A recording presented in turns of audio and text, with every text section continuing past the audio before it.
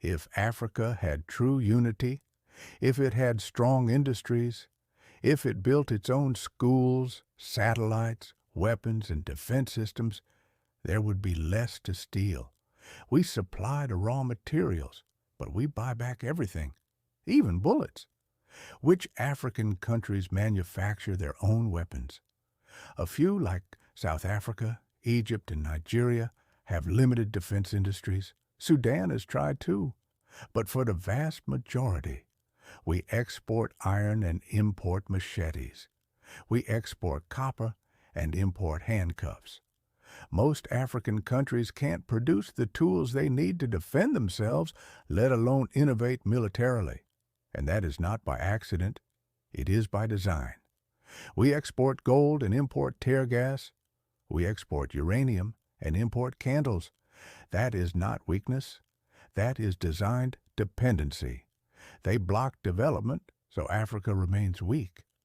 And the more instability grows, the more foreign powers return with their troops, bases, and contracts. Gaddafi warned African leaders, "If they take me down, they will come for you." Africa must stand together. He tried to build African banks. He funded satellites for Africa. He spoke of one passport, one currency, one army. But for that, he paid the price. And today, the Sahel pays it too. This is not a call for revenge. It is a call for truth. And truth is the beginning of healing. But before we look ahead, we must speak clearly.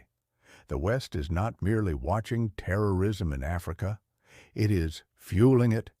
In Libya, they armed rebels. In Syria, they funded jihadist groups they called moderate rebels.